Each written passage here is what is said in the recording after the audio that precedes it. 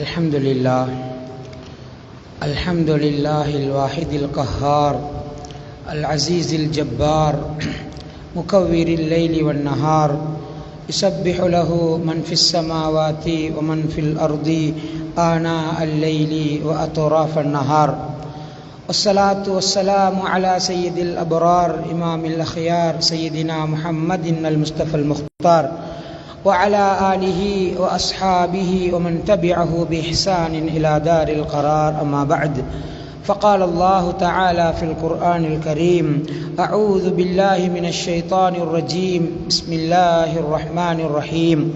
يا أيها الناس اتقوا ربكم الذي خلقكم من نفس واحدة وخلق منها زوجها وبث منهما رجالا كثيرا ونساء واتقوا الله الذي تساءلون به والأرحام إن الله كان عليكم رقيبا. وقال أيضا: يا أيها الذين آمنوا اتقوا الله حق تقاته ولا تموتن إلا وأنتم مسلمون.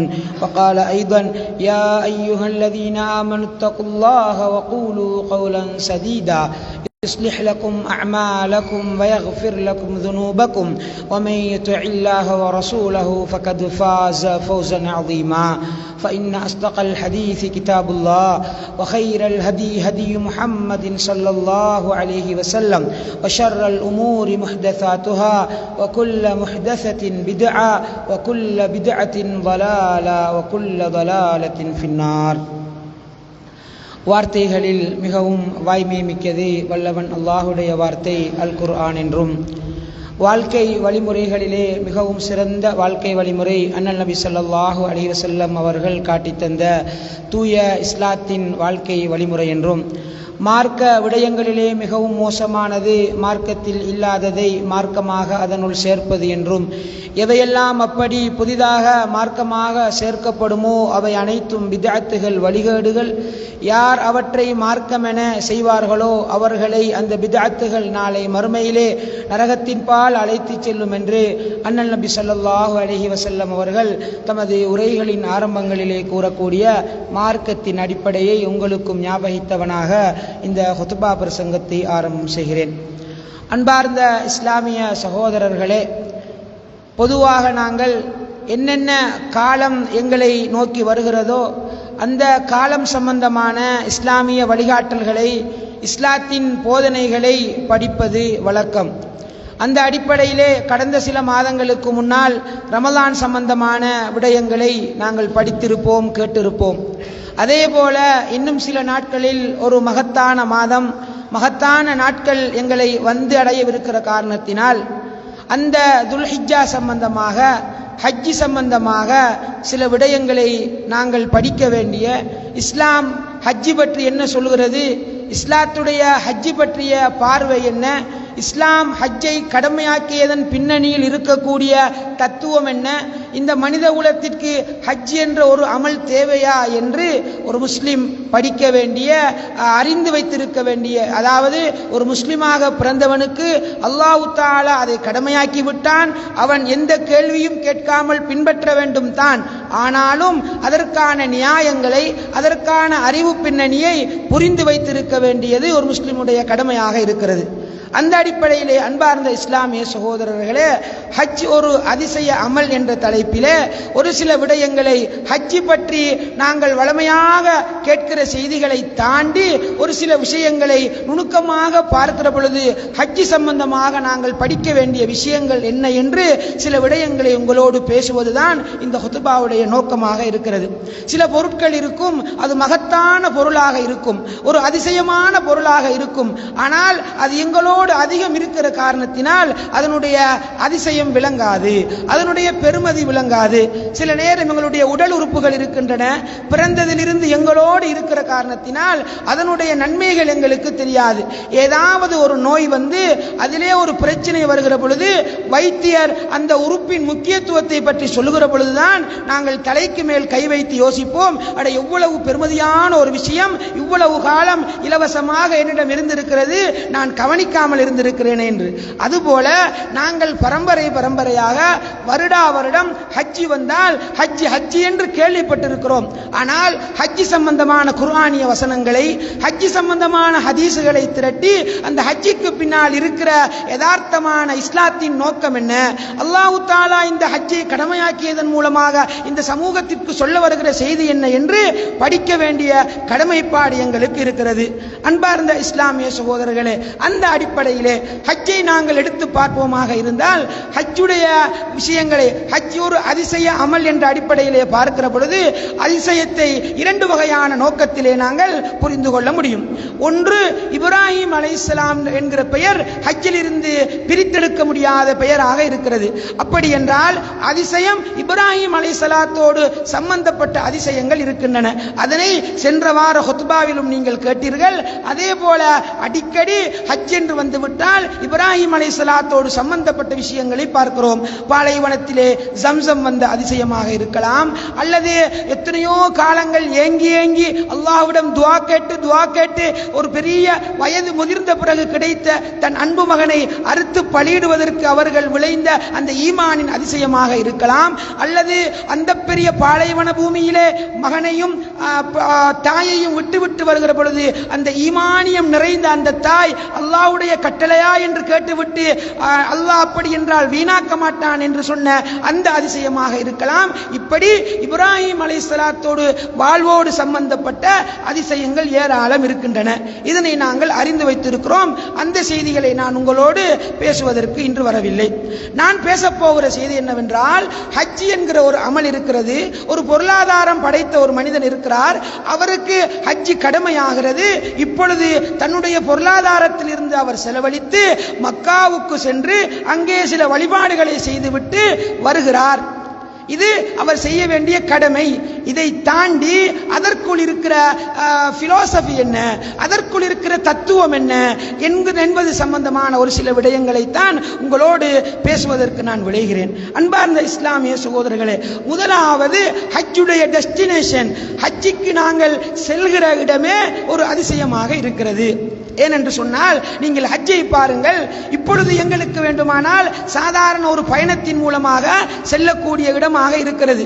அந்த சவுதிக்கு செல்வதோ மக்காவுக்கு செல்வதோ ஒரு சாதாரண பயணமாக இருக்கிறது. அதிலும் ஏராளமான சிரமங்கள் இருந்தாலும், ஆனால் சில வருடங்களுக்கு முன்னால், ஒரு 50-60 வருடங்களுக்கெல்லாம் முன்னால் ஹஜ்ஜி என்பது, ஒரு 100 வருடங்களுக்கு முன்னால் ஹஜ்ஜி என்பதெல்லாம் ஒரு அற்புதமான விஷயம். ஏனென்றால் அவ்வளவு 3 மாதம் 4 மாத காலமெல்லாம் பயணம் செய்ய வேண்டிய ஒரு இடம். இப்ப ஹஜ்ஜுடைய விஷயம் என்ன? பொதுவா வெளியில பார்ப்பதற்கு பணக்கார மனிதர்கள், அதுவும் பொதுவாக ஹஜ்ஜிக்கு செல்கிறவர்களில் ஒரு 10%-20% யாருடைய உதவியில் அல்லது கஷ்டப்பட்டு சல்லி சேர்த்து செல்வார்கள். பொதுவாக ஒரு 75-80% மனிதர்கள் தங்களுடைய பொருளாதார வசதியிலே தான் செல்கிறார்கள். அப்படி என்றால் பணக்கார மனிதர்கள் ஒரு பயணம் போகிறார்கள். எத்தனை பேர்? கிட்டத்தட்ட ஒரு சென்ற வருட கணக்கு, ஹஜ்ஜுடைய கணக்கு 18 லட்சத்தை தாண்டி இருந்தது. ஒரு 18-19 லட்சம் என்றால் ஒரு 20 லட்சம் என்று மட்டமாக வைத்துக் கொள்வோம். 20 லட்சம் பணக்கார மனிதர்கள் செல்கிறார்கள். எங்கே செல்வார்கள் பணக்கார மனிதர்கள்? அழகான பச்சை பசேல் என்ற அழகான இடங்கள், நீரூற்றுக்கள் ஓடுகிற இடங்கள், இயற்கை எழில்மிக்க இடங்களுக்கு தான் உலகத்திலே இப்படியான பணக்கார மனிதர்கள் கூடுவார்கள். ஆனால் அல்லாஹ் தஆலா ஹஜ்ஜிலே ஒரு அதிசயத்தை வைத்திருக்கிறான். உலகத்திலே எந்த பாகத்திலும் இருக்கக்கூடிய கலிமா சொன்ன ஒரு பணக்காரன், அவன் எல்லா இடங்களுக்கும் செல்லலாம்.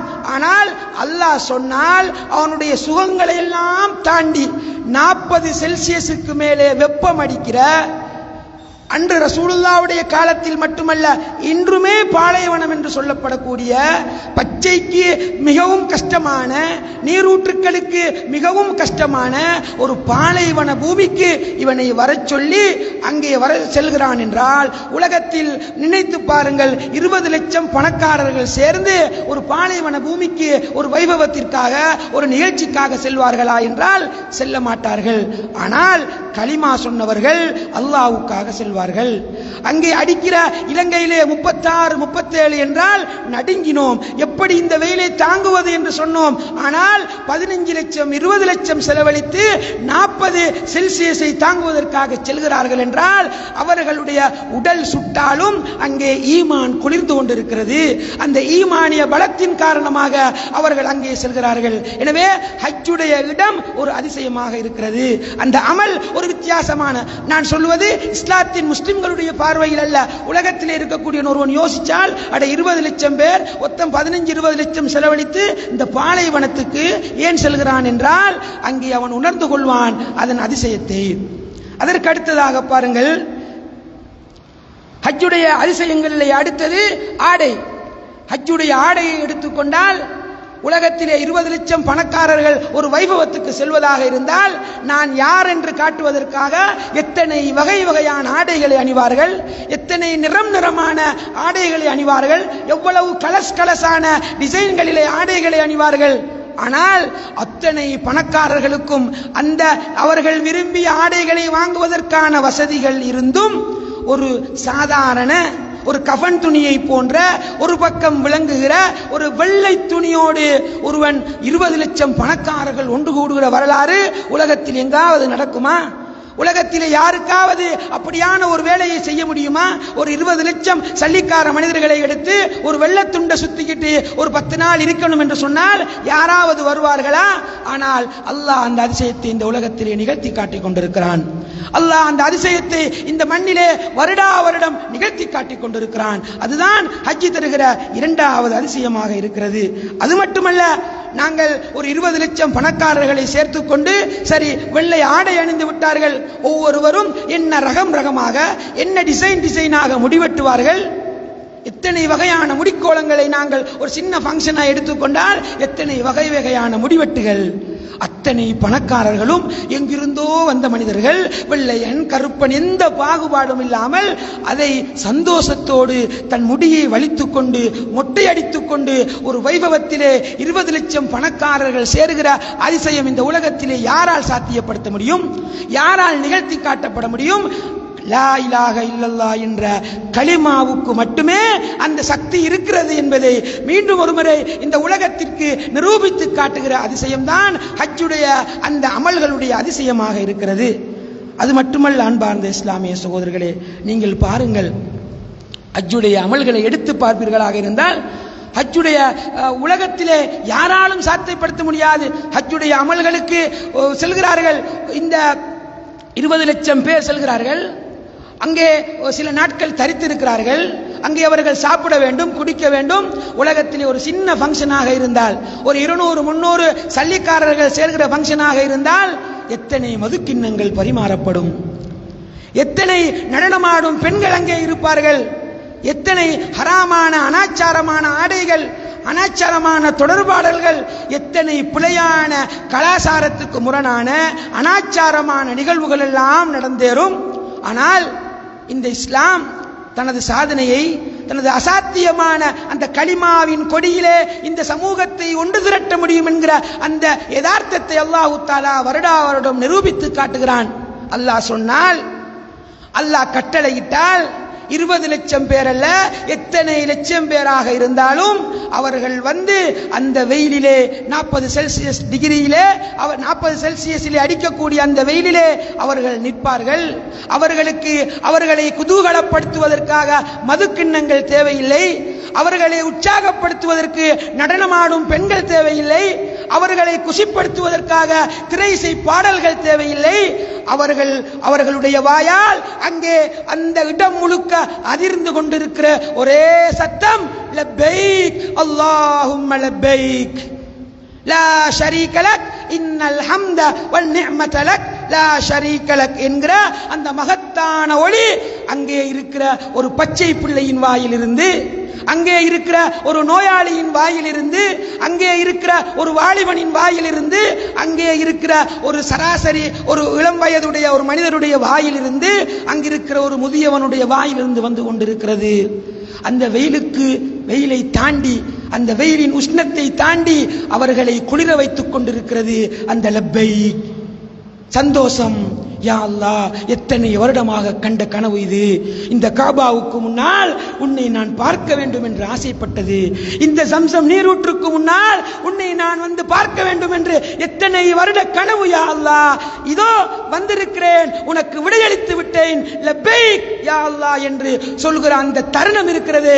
அந்த தருணம் தான் ஒரு மூமின் அடைகிற அதி உச்சபட்சமான சந்தோஷம்.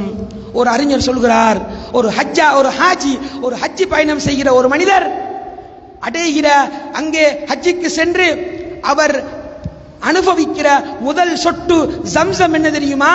அவர் சொல்கிறார், உண்மையில் இவர் சென்று அங்கே ஜம்சம் கிணற்றிலே அவர் பிடித்து குடிக்கிற முதல் சொட்டு அல்ல, தன்னுடைய கனவாக ஹஜ்ஜை வைத்துக் கொண்டிருந்து எத்தனையோ வருடங்கள் செல்ல வேண்டும் என்று நினைத்து பொருளாதாரத்தை அதற்காக திரட்டி அங்கே சென்று அதற்கான வாய்ப்பை பெற்று பல கஷ்டங்களை தாண்டி இஹ்ராம் உடையோடு காபாவை பார்க்கிற பொழுது அவருடைய கண்ணில் இருந்து வடியும் அல்லவா முதல் சொட்டு கண்ணீர். அதுதான் ஒரு ஹாஜி அருந்துகிற முதல் சொட்டு ஜம்சம் என்று ஒரு அறிஞர் சொல்வாராக இருந்தால் அவ்வளவு உணர்வு பூர்வமானது ஹஜ், அவ்வளவு அதிசயமானது இந்த ஹஜ். அன்பார்ந்த இஸ்லாமிய சகோதரர்களே, இன்னும் ஒரு செய்தியை நான் உங்களுக்கு சொல்லட்டுமா? சில நேரம் இதையெல்லாம் பேசுகிற பொழுது நாங்கள் பொதுவாக நினைக்கலாம், சரி முஸ்லிம்கள் ஹஜ்ஜை இப்படி புகழ்ந்து பேசுகிறார்கள், அல்லது முஸ்லிம்கள் இந்த ஹஜ்ஜின் யதார்த்தத்தை அப்படி பெருமிதமாக காட்டிக் கொண்டிருக்கிறார்கள், பெரிய இமேஜாக அதனை சித்தரித்துக் கொண்டிருக்கிறார்கள் என்று சில நேரம் நினைக்கலாம். இப்பொழுது இந்த உலகில் நடந்த ஒரு யதார்த்தமான சம்பவத்தை நான் உங்களோடு பகிரப் போகிறேன். ஹஜ்ஜி எப்படி ஒரு அதிசயத்தை இந்த உலகத்திற்கு நிகழ்த்தி காட்டுகிறது என்று யதார்த்தமாக ஒரு மனிதன் உணர்ந்த ஒரு சம்பவத்தை நான் உங்களுக்கு சொல்ல போகிறேன். ஹஜ்ஜி சம்பந்தமாக நிறைய வரலாறுகளை படித்திருப்போம். கட்டாயமாக ஒவ்வொருவரும் படித்திருக்க வேண்டிய ஒரு வரலாறு தான் மால்கம் எக்ஸ் உடைய வரலாறு. அமெரிக்காவிலே 1925ஆம் ஆண்டு அமெரிக்காவிலே ஒரு கருப்பினத்து குடும்பத்திலே பிறக்கிறான் மால்கம் எக்ஸ். அவன் பிறக்கிற பொழுது இன்று வரைக்கும் அமெரிக்காவிலே அந்த வெள்ளையன் கருப்பர் என்ற பாகுபாடு இருக்கிறது. கடும் பாகுபாடு அதிகமாக உச்சகட்டத்திலே இருந்த காலகட்டத்திலே மால்கம் எக்ஸ் அமெரிக்காவிலே பிறக்கிறான். பிறக்கிற பொழுது அவருடைய தந்தை ஒரு ஃபாதரியாராக இருக்கிறார். அவர் கருப்பர்களுக்கான உரிமை போராட்டங்கள் நடத்தக்கூடிய, கருப்பர்களுக்கு உரிமைகள் வேண்டும், கருப்பர்களும் சக மனிதர்களாக பார்க்கப்பட வேண்டும் என்ற எண்ணத்திலே போராடக்கூடிய சிந்தனை படைத்தவராக இருக்கிறார். அப்பொழுது அவருக்கு நிறைய கஷ்டங்கள் கொடுத்து கொண்டே இருக்கிறார்கள் வெள்ளையர்கள். எந்த அளவு தெரியுமா? அவர்களுடைய வாழ்க்கை, பாடசாலைக்கு சென்றால் பாத்ரூம் வெள்ளையர்களுக்கு வேறு, கருப்பர்களுக்கு வேறு. அவர்கள் ஒரு இடத்திற்கு சென்றால் டெப் இருக்கும், வெள்ளையர்களுக்கு வேறு, கருப்பர்களுக்கு வேறு. ஒரு பஸ்ஸிலே சென்றால் வெள்ளையர்கள் இருப்பதற்கான இருக்கை வேறு, கருப்பர்கள் இருப்பதற்கான இருக்கை வேறு. இப்படி மனிதனை ஒரு தனது வெள்ளைக்கார வீட்டிலே இருக்கக்கூடிய ஒரு நாய்க்கு கூட அந்த கருப்பர்களை மதிக்காமல் நீக்ரோ என்று பெயர் குத்தி அவர்களை ஒதுக்கி வைத்திருந்த காலத்திலே தான் மால்கம் எக்ஸ் பிறக்கிறான். பிறந்து தன்னுடைய தந்தையின் அந்த போராட்டத்தின் காரணமாக 4 வயதிற்குள்ளே எத்தனையோ இடங்களுக்கு மாறி மாறி ஒவ்வொரு வீடாக வாழ்ந்து கொண்டிருக்கிறார்கள். திடீரென்று ஒரு நாள் மால்கம் எக்ஸ் உடைய தந்தையை காணவில்லை.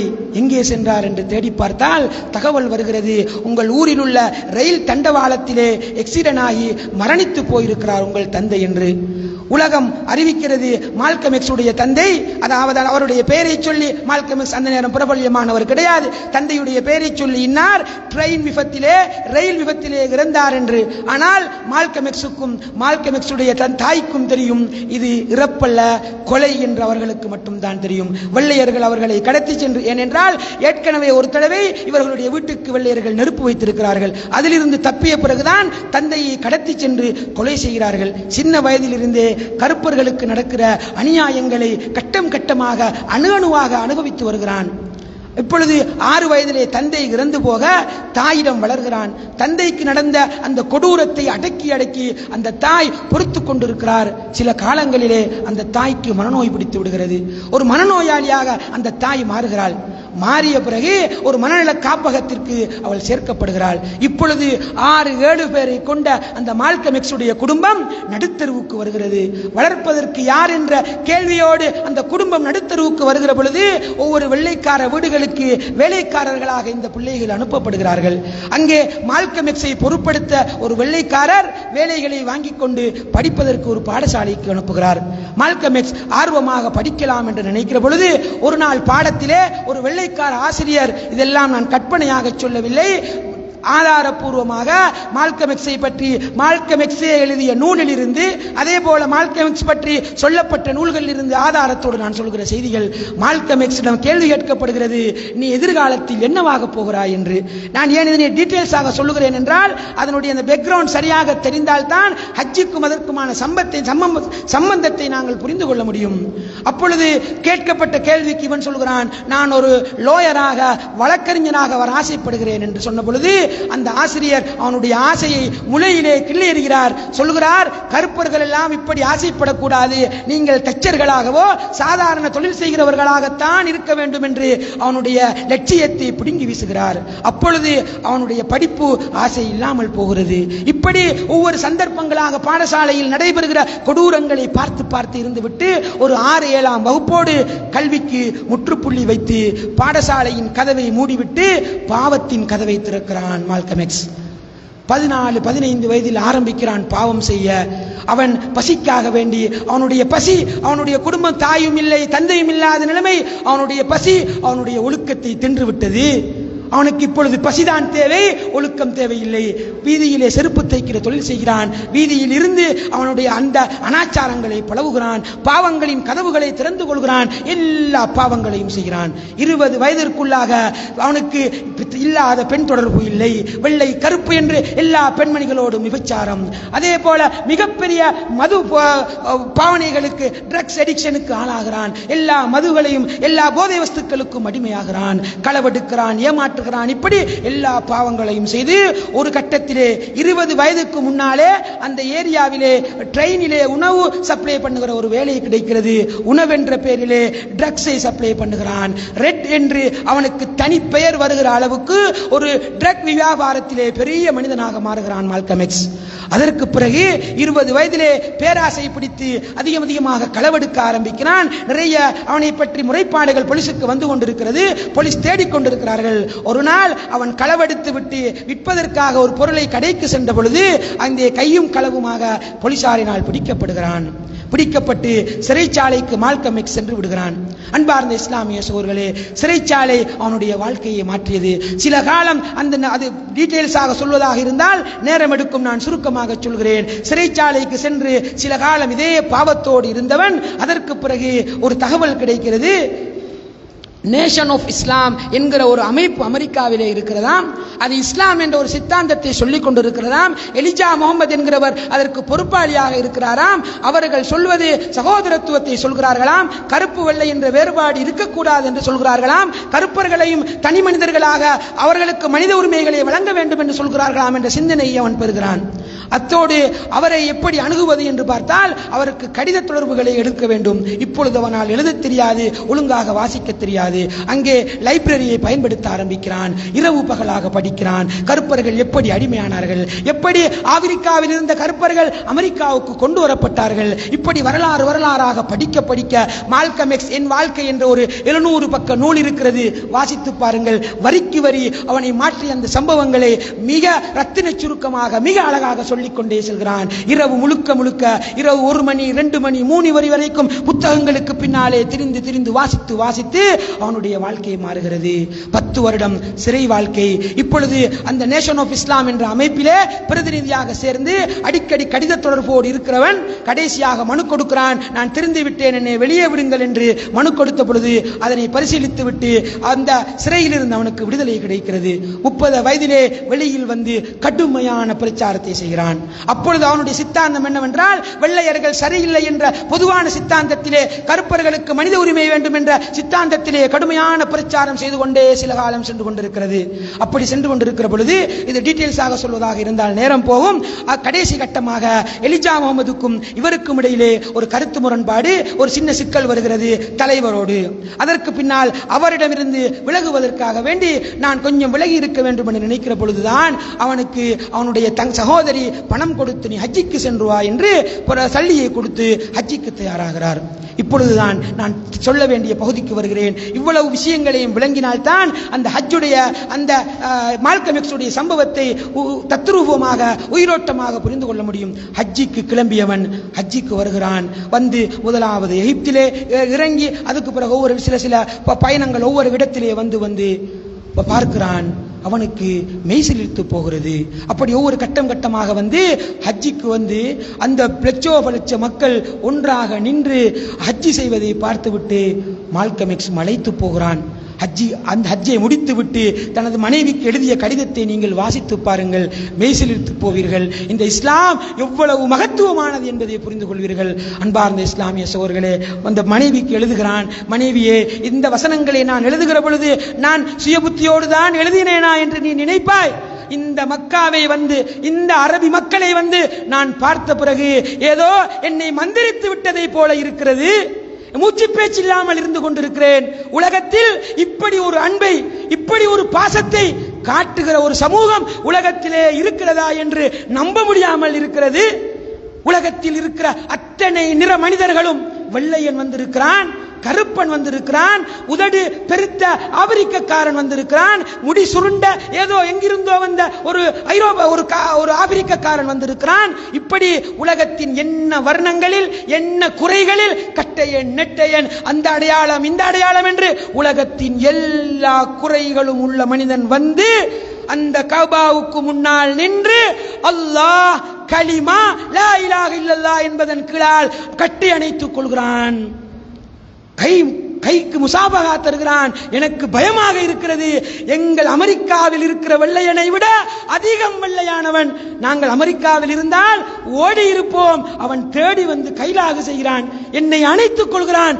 எனது தட்டில் வைத்து நான் ஒருபடி, அவன் ஒருபடி சாப்பிடுகிறான். இப்படிப்பட்ட மனிதநேயம் உலகத்தில் எங்கு இருக்க முடியும்? கருப்பனுக்கு விடிவு வேண்டும் என்றால் அவன் இஸ்லாத்தை ஏற்றுக்கொள்ள வேண்டும். அமெரிக்கா அந்த இடத்திலே வைத்து அவன் சொன்ன வார்த்தை தான் பிரபலமான வசனம். அமெரிக்கா இஸ்லாத்தை புரிந்து கொள்ள வேண்டும். இது இஸ்லாத்தின் தேவையல்ல, அமெரிக்காவின் தேவை என்று சொல்கிறான். அங்கே நடந்த விருந்தோம்பலை, அங்கே நடந்த சம்பவங்களை பார்த்துவிட்டு கடிதம் எழுதுகிறான். எங்கள் நாட்டில் அமெரிக்காவில் ஒரு ஜனாதிபதிக்கு கிடைக்க வேண்டிய இடத்தை இங்கே ஒரு கருப்பனாக, வெறும் மனிதனாக வந்த எனக்கு தருகிறார்கள். இப்படி ஒரு கொள்கையை, இப்படி ஒரு சித்தாந்தத்தை, இப்படி ஒரு அன்பை, இப்படி ஒரு சகோதரத்துவத்தை நான் உலகத்தில் எங்குமே காணவில்லை என்று சொல்கிறான். அதுதான் ஹஜ் அதிசயம்.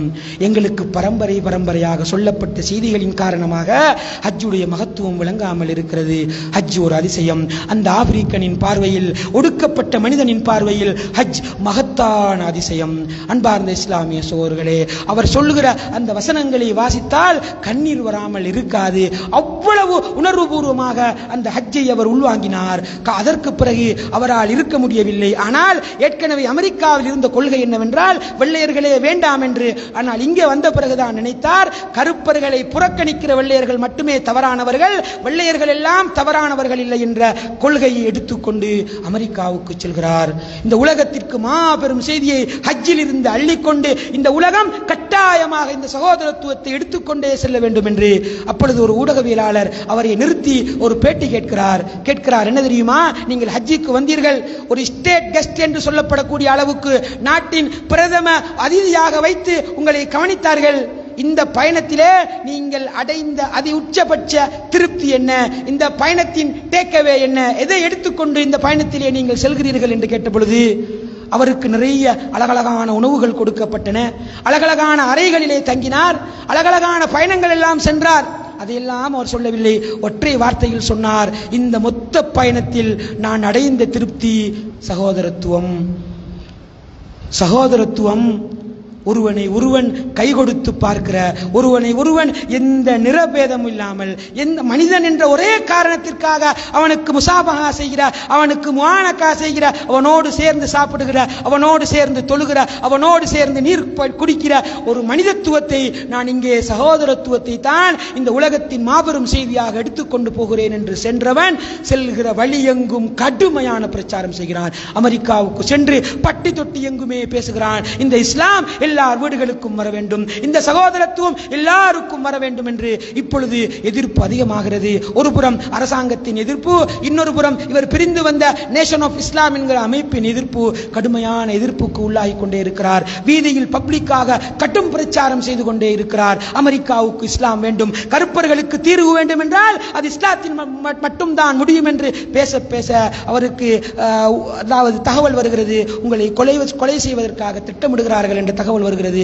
பரவாயில்லை, நான் பேசுகிறேன். அவர் அவருடைய புத்தகத்திலே எழுதுகிறார், நான் வாழ்ந்த ஒவ்வொரு நாளும் விழுகிற பொழுது இது எனக்கு கிடைத்த ஒரு கடனை போலத்தான் நான் உணர்ந்து கொண்டேன். ஏனென்றால் எனக்கு தெரியும் எப்பொழுதாவது மிக சீக்கிரமாக நான் கொல்லப்பட போகிறேன், அதுவும் ஒரு கருப்பனது கையால் தான் நான் கொல்லப்பட போகிறேன் என்று தெரியும். அப்படி இருந்தும் ஒவ்வொரு நாளையும் நான் பயன்படுத்தினேன் என்று பப்ளிக்காக கடுமையாக பேசுகிறார். அன்பானவர்கள் சொல்கிறார்கள், நீங்கள் நிறைய காலம் இருக்க வேண்டும், தஅவாக்கள் செய்ய வேண்டும், இந்த சகோதரத்துவ செய்தியை உலகத்திற்கு சொல்ல வேண்டும், எனவே அரங்குகளை நாங்கள் புக் பண்ணி அதிலே பேசுவோம் என்று மிக கஷ்டப்பட்டு சொன்னதன் பிறகு அரங்குகளை புக் பண்ணி பேசுகிறார்கள். அரங்குகள் நிறைந்து வழிகின்றன. எத்தனை அரங்கு, எத்தனை கதிரைகள் போட்டாலும், எத்தனை மண்டபங்களை எடுத்தாலும் போதாது என்கிற அளவுக்கு வெள்ளம் அலை மோதுகிறது, மக்கள் வெள்ளம் அலை மோதுகிறது. பிரச்சாரம் செய்து கொண்டே இருக்கிறான். அப்படி 1965 தனது 40வது வயதில் பிப்ரவரி மாதம் 21ஆம் தேதி பகல் 2:30 மணிக்கு மால்கம் எக்ஸ் உடைய ஒரு உரை ஒரு மண்டபத்திலே ஏற்பாடு செய்யப்பட்டிருக்கிறது.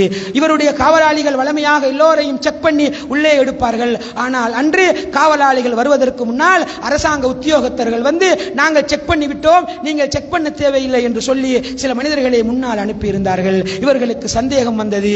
ஆனால் மால்கம் எக்ஸ் உயிருக்கு பயந்தவன் அல்ல, அவன் கலிமாவை சொன்னவன், இந்த சகோதரத்துவத்தை உணர்ந்தவன். நான் இறப்பதற்கு முன்னால் இந்த இஸ்லாத்தின் தூதை அமெரிக்காவுக்கு சொல்லிவிட்டு சாவ வேண்டும் என்று நினைத்தவன். பகிரங்கமாக அவனுக்கு விளங்குகிறது ஏதோ பிரச்சனை போல. அங்குள்ள அவருடைய சகோதரர்கள் அதாவது அவருடைய பாதுகாவலர்களாக இருந்தவர்கள் எல்லாம் இவரை சூசகமாக சொல்கிறார்கள், நீங்கள் பேச வேண்டாம், ஏதோ இந்த கூட்டத்தில் ஆபத்து இருக்கிறது, நாங்கள் வருவதற்கு முன்னால் இங்கே வேறு ஏற்பாடு ஒன்று நடந்திருக்கிறது என்பதை போல சொல்வதற்காக ஓடி வருகிறதற்கு முன்னால் இவருடைய நேரம் வருகிறது. உரை நிகழ்த்துவதற்காக தனது போடியத்துக்கு முன்னால் தனது மேடையிலே வந்து நின்று மார்க்கத்தின் செய்தியை, இந்த உலகத்திற்கு மார்க்கம் தந்த மகத்தான சகோதரத்துவத்தின் செய்தியை பேசுவதற்கு ஆரம்பிக்கிற பொழுது முன்வரிசையிலே மனைவியும் பிள்ளையும் பார்த்து கொண்டிருக்க திடீரென்று சபையிலிருந்து ஒரு புகை கிளம்புகிறது. அந்த புகையின் காரணமாக எல்லாமே மங்களாகி வெளிச்சம் இல்லாமல் போகிறது. முன்வரிசையில் இருந்து எழுந்த 4 அல்லது 3 கருப்பினத்தவர்கள் சரமாரியாக நெஞ்சிக்கு மேலே சுடுகிறார்கள். நேரடியாக சுட்ட இடத்திலே மனைவி கதறுகிறாள், எனது கணவனை யாரோ சுட்டு விட்டார்கள், தூக்குங்கள் தூக்குங்கள் என்று சொல்வதற்கு முன்னால் அந்த இடத்திலேயே மரணித்து போகிறான் மால்கம் எக்ஸ். அன்பார்ந்த இஸ்லாமிய சகோதரர்களே, இப்படி சகோதரத்துவத்தின் ஒரு மிகப்பெரிய அதிசயத்தை அவர்கள் சுமந்தார்கள் என்றால் அது ஹஜ்ஜிக்கு பின்னால் இருக்கக்கூடிய மகோன்னதமான அதிசயம். அன்பார்ந்த இஸ்லாமிய சகோதரர்களே, எனவே ஹஜ்ஜை வெறும் ஒரு பெயராக, வருடத்திற்கு ஒரு முறை வருகிற பெருநாளாக நாங்கள் கொண்டாட முடியாது. அதற்கு பின்னால் இருக்கிற இந்த பிலோசபியை, இந்த தத்துவத்தை, இந்த ஹஜ்ஜிக்கு பின்னால் இருக்கிற சகோதரத்துவ வாஞ்சைக்கான உலகத்தையே பிரமித்து வைக்கிற அல்லது உலகத்தையே திரும்பி பார்க்க வைக்கிற இந்த சகோதரத்துவத்தை நானும் நீங்களும் புரிந்து கொள்ள வேண்டும். அன்பார்ந்த இஸ்லாமிய சகோதரர்களே, அப்படி புரிந்து கொண்டு ஹஜ்ஜுடைய மாதத்தை அடைந்தால்தான் அதன் ஒவ்வொரு நாளையும் பயனுள்ளதாக கழிக்க முடியும், அதன் ஒவ்வொரு நிமிடத்தையும் பயனுள்ளதாக கழிக்க முடியும். வல்லவன் ரஹ்மான் அப்படியான மனிதர்களாக நம்மை ஆக்கி அருள்வானாக.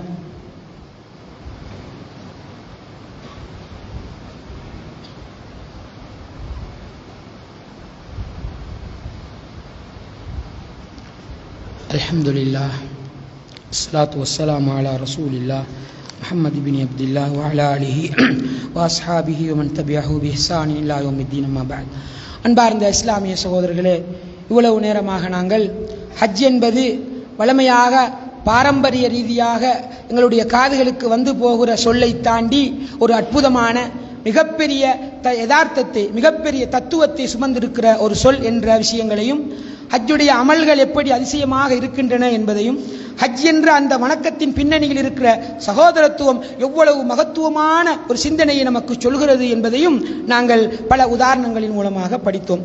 அன்பார்ந்த இஸ்லாமிய சகோதரர்களே, நீங்கள் ஹஜ்ஜை படிக்க வேண்டும் என்றால் ஹஜ்ஜில் என்ன நோக்கம் இருக்கிறது என்று சொன்னால், நான் ஒரு கதையின் மூலமாக சொன்னேன் அல்லவா, அதை இன்னும் தெளிவாக சொல்ல வேண்டும் என்றால் நீங்கள் ஹஜ்ஜத்துல் வதாவை படிக்க வேண்டும்.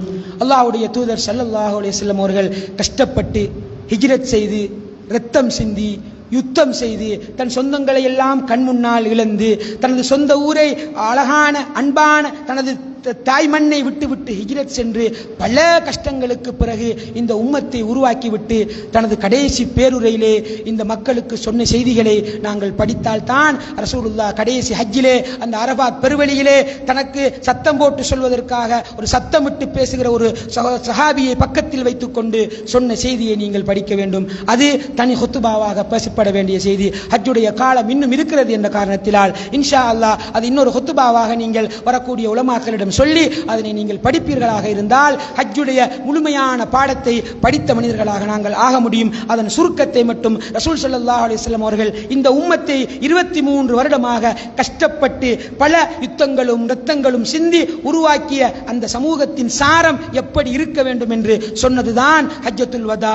அன்பார்ந்த இஸ்லாமிய சகோதரர்களே, இறுதி பேருரையிலே அல்லாஹ்வுடைய தூதர் இப்படித்தான் ஆரம்பித்தார்கள். இந்த உம்மத்துக்கு தொழுகையை, குர்ஆனை, ஜகாத்தை, இன்ன பிற அமல்களை, முன்பின் சுன்னத்துகளை, தஹஜ்ஜத்தை, கியாமுல் லைலை என்று எல்லா இபாதத்துகளையும் சொல்லிக் கொடுத்த நபி ஹஜ்ஜத்துல் வதாவை ஆரம்பித்தார்கள்.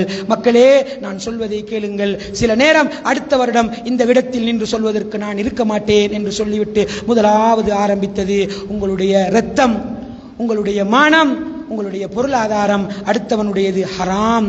அதை நீங்கள் கவனமாக வைத்துக் கொள்ள வேண்டும் என்ற மிகப்பெரிய மனித உரிமை பிரகரணத்தை சொன்னார்கள். ஹஜ்ஜத்துல் வதா என்பது மனித உரிமை பிரகரணம். மனிதன் மனிதனாக வாழ்வதற்கான அங்கீகாரம். இந்த உலகத்தில் எவனாக பிறந்தாலும் அவன் சக மனிதனுக்கு பக்கத்தில் நிற்க முடியும். ஏனென்றால் அவனும் மனிதன், இவனும் மனிதன் என்ற மிகப்பெரிய மனித உரிமை பிரகரணம் தான் ஹஜ் என்பதை உணர்த்தும் விதமாக ஹஜ்ஜத்துல் வதாவில் அல்லாஹ்வுடைய தூதர் ஆரம்பித்த முதல் செய்தி, உங்களுடைய மானம், உங்களுடைய பொருளாதாரம், உங்களுடைய இரத்தம் அடுத்தவனுடையது உங்களுக்கு ஹராம். எனவே மனித உரிமை விடயத்திலே கவனமாக இருந்து கொள்ளுங்கள்.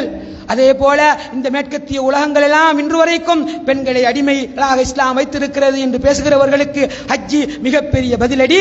எங்கே அடுப்படிகிற வீட்டுக்குள் இருக்கிற பெண் என்றா நீ சொன்னாய், இதோ பார், இலங்கையில் இருந்து பெரும் பெரும் எங்கேயோ தூர நாடுகளில் இருந்து ஹஜ்ஜிக்கு வந்திருக்கிறார்களே, இவர்களையா இஸ்லாம் வீட்டுக்குள் வைத்திருக்கிறது என்று சொன்னாய் என்று பெண்களை, இந்த உலகத்தில் பெண்களுக்கும் மனித உரிமை இருக்கிறது என்பதை சொல்லுகிற அமல் தான் ஹஜ்ஜுடைய அமல். அல்லாஹ்வுடைய தூதர் சொன்னார்கள், இத்தகுல்லாஹ ஃபின்னிசா, தோழர்களே பெண்களுடைய விடயத்தில் நீங்கள் கவனமாக இருக்க வேண்டும் என்று பெண் உரிமையை அல்லாஹ்வுடைய தூதர் ஹஜ்ஜத்துல் வதாவிலே சொன்னார்கள். அமானிதம், சக மனிதன் இன்னொரு மனிதனுக்கு செய்ய வேண்டிய அமானிதத்தை ஞாபகப்படுத்தினார்கள். யாருக்கு நீங்கள் நிறைவேற்ற வேண்டிய அமானிதம் இருக்கிறதோ அதனை நிறைவேற்றிக் கொள்ளுங்கள் தோழர்களே என்று சொன்னார்கள். யாருக்கு வட்டி இருக்கிறதோ, ஜாஹிலிய காலத்து வட்டிகளை நான் தள்ளுபடி செய்கிறேன், இதற்கு பிறகு வட்டி வரக்கூடாது. சக மனிதனின் பொருளாதாரத்தில் இன்னொரு மனிதன் விளையாடுகிற அந்த பொருளாதார ஏமாற்று உங்கள் வாழ்க்கையில் இருக்கக்கூடாது. அதே போல நீங்கள் இதையெல்லாம் செய்ய வேண்டும் என்றால் நீங்கள் சுன்னாவையும், அல்லாஹ்க்கு கிதாப் அல்லாஹ் வ சுன்னத் ரசூலிஹி, அதே போல வேதத்தையும் நீங்கள் மார்க்கத்தையும் ஹதீஸையும் குர்ஆனையும் நீங்கள் பின்பற்ற வேண்டும் தோழர்களே என்று சொல்லி அதே போல சொன்னார்கள், இந்த உலகத்திலே ஒரு அரபி ஒரு அஜமியை விட சிறந்தவன் கிடையாது, ஒரு வெள்ளையன் ஒரு கருப்பனை விட சிறந்தவன் கிடையாது. இல்லா பித்தக்வா, தக்வாவின் மூலம் மட்டும்தான் அவன் சிறந்தவனாக முடியும் என்று அல்லாஹ்வுடைய தூதர் சொன்னார்களே. அந்த செய்தியை இப்பொழுது மால்கம் எக்ஸ் உடைய வரலாற்றோடு ஒப்பிட்டு பாருங்கள். 1964-60களிலே தான் மால்கம் எக்ஸ் ஹஜ்ஜிக்கு வருகிறார். 60 சொச்சங்களிலே தான் மால்கம் எக்ஸ் ஹஜ்ஜிக்கு வருகிறார். ஆனால் அல்லாஹ்வுடைய தூதர் ஸல்லல்லாஹு அலைஹி வஸல்லம் அவர்கள் எந்த பிரகரணத்தை, மனித உரிமை பிரகரணத்தை சொன்னார்களோ, சக மனிதனுக்கு இன்னொரு மனிதனின் மீது அத்துமீறுவதற்கு எந்த உரிமையும் கிடையாது என்று சொன்ன அந்த மிகப்பெரிய மனித உரிமை பிரகரணத்தை தான் அல்லாஹ்வுடைய தூதர் ஹஜ்ஜத்துல் வதாவிலே சொன்னார்கள். அதனைத்தான் நான் வரலாற்று உண்மையாக மால்கம் எக்ஸ் உடைய வரலாற்றில் இருந்து சொன்னேன். எனவே அன்பார்ந்த இஸ்லாமிய சகோதரர்களே, ஹஜ்ஜத்துல் வதாவை நீளமாக ஆழமாக நீங்கள் படிப்பீர்களாக இருந்தால் இஸ்லாம் ஹஜ்ஜை ஏன் கடமையாக்கியது என்ற அந்த செய்தியை அழகாக மனமாற நீங்கள் புரிந்து கொள்வீர்கள். வல்லவன் ரஹ்மான் ஹஜ் என்ற அந்த அதிசயத்தை புரிந்து கொண்டு ஹஜ் செல்லக்கூடிய பாக்கியம் கிடைத்தவர்கள் செல்ல, மீதம் இருக்கிறவர்கள் இருக்கக்கூடிய 10 நாளை முழுமையாக பயன்படுத்தி பெருநாள் வரைக்கும் ஹஜ்ஜுடைய அந்த மகிமையை உணர்ந்து வாழக்கூடிய பாக்கியத்தை வல்லவன் ரஹ்மான் நம் அனைவருக்கும் தந்தருள்வானாக. வ ஆகிரு தஅவானா